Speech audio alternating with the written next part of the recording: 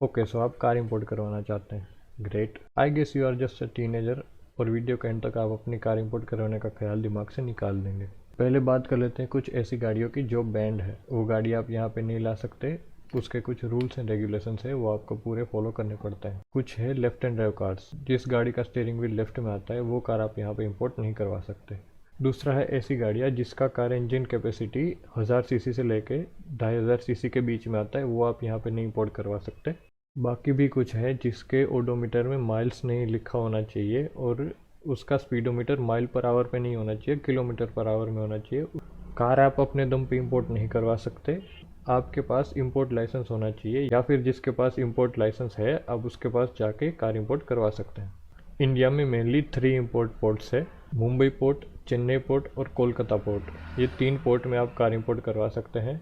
और कोई Indian YouTuber थे, उन्होंने 3 पोर्ट के नाम गलत लिखे थे।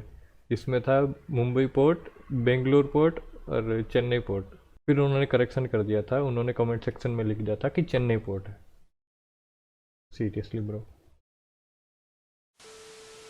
यहाँ पे जब गाड़ी आएगी, ये तीनों पोर्ट में से किसी में भी आ सकती है। उस पोर्ट पे जैसे ही गाड़ी आएगी आपको बताया जाएगा कि आपकी गाड़ी आई है, यहाँ से आप पिक कर लो, कस्टम्स भरो और गाड़ी ले जाओ। कार इंपोर्ट मेनली 2 तरीके के होते हैं, एक है टेम्पररी इंपोर्ट और दूसरा है परमानेंट।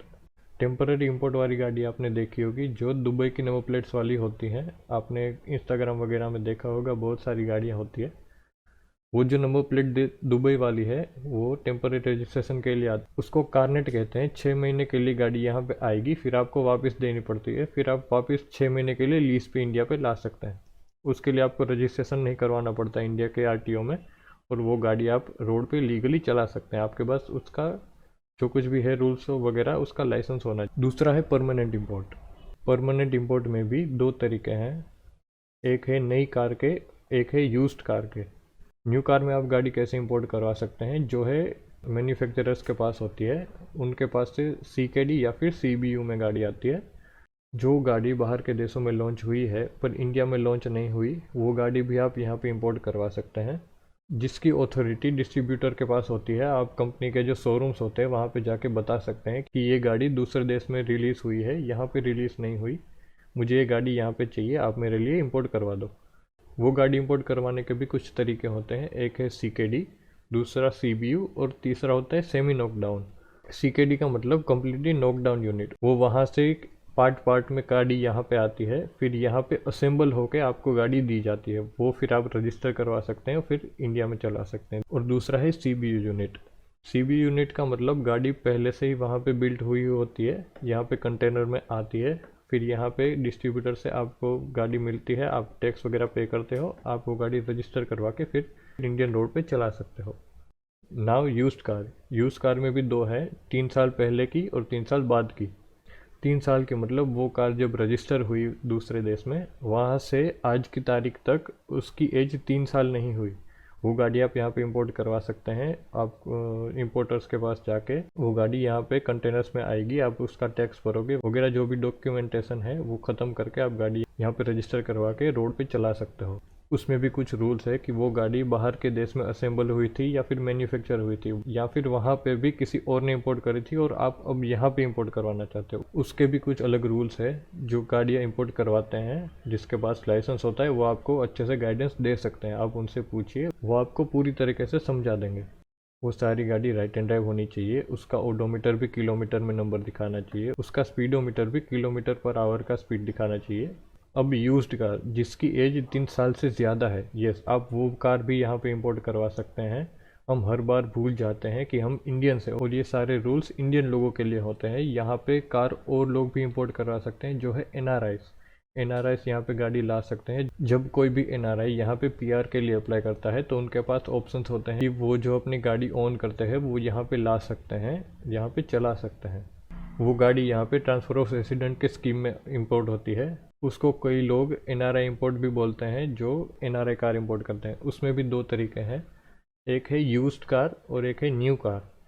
यहाँ पे यूज्ड कार का मतलब है कि second owner, third owner, fourth owner वगैरह, और न्यू कार मतलब फर्स्ट ओनर, जो जिसके ओनर कभी नहीं बदले हैं, जिसने गाड़ी ली थी वही इंसान यहाँ पे इंपोर्ट करवाना चाहता है।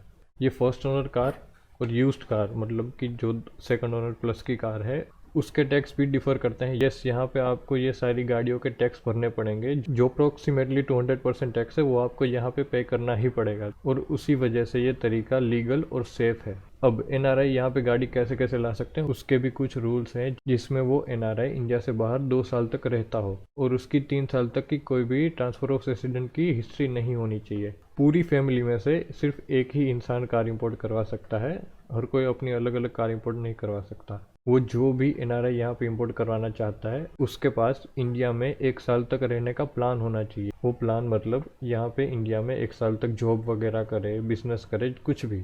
वो गाड़ी एनआरआई के पास इंडिया के बाहर 1 साल तक उसकी होनी चाहिए, उसके पास उसकी ऑथोरिटी होनी चाहिए कि वो गाड़ी 1 साल तक ओन करता होना चाहिए। ट्रांसफ़र ऑफ रेसिडेंस में जब आप यहाँ पे पीआर के लिए अप्लाई करते हैं तो 6 महीने के अंदर अंदर वो आप गाड़ी यहाँ पे इंपोर्ट कर लेनी चाहिए। उसके बाद आप यहाँ पे कार इंपोर्ट नहीं कर सकते। वो गाड़ी आप इंडिया में 2 साल तक किसी को नहीं बेच सकते। वो गाड़ी आपके नाम पे ही रहेगी, आपके पास ही रहेगी। और आप जो भी कार इंपोर्ट करवाना चाहते हैं इंडिया में वो सारी की सारी राइट एंड ड्राइव होनी चाहिए, वो एमिशन नॉर्म फॉलो करती होनी चाहिए। आपके पास उसका बैंक इनवॉइस होना चाहिए या फिर बैंक ड्राफ्ट होना चाहिए, जो आप अगर आप लोन पे लेते हैं तो अगर आप गाड़ी को पहले से ओन करते हैं तो आपके पास उसका इनवॉइस होना चाहिए। आपकी गाड़ी किलोमीटर पर आवर का स्पीडोमीटर दिखानी चाहिए, आपका ओडोमीटर पे किलोमीटर में नंबर दिखाना चाहिए, और बाकी के जो टेस्ट रिजल्ट वगैरह होते हैं आपको वो सारे फॉलो करने पड़ते हैं। ये सारे झमेलों की वजह से ही कोई यहाँ पे इस तरीके से इंपोर्ट नहीं करवाता। और मैं 90% श्योर हूँ कि गौतम सिंघानिया की जो गाड़ी है S15 सिल्विया और S13 सिल्विया जो 180 SX है शायद, वो भी यहाँ पे ऐसे ही इंपोर्ट हुई है, यहाँ पे ऐसे ही रजिस्टर हुई है। वो गाड़ी पहले भी दिखी गई है अलग नंबर प्लेट से। फिर यहाँ पे हाल ही 4 महीने पहले वो गाड़ी रजिस्टर हुई थी यहाँ पे इंडियन नंबर प्लेट के साथ मुंबई में MH05। उन्होंने और भी कुछ गाड़ियाँ यहाँ पे रजिस्टर करवाई है, वो अलग अलग सीरीज़ में आती है पूरी गाड़ियाँ। मैंने कुछ नंबर प्लेट ढूंढी थी, उसमें ये गाड़ियों का नाम दिखता है।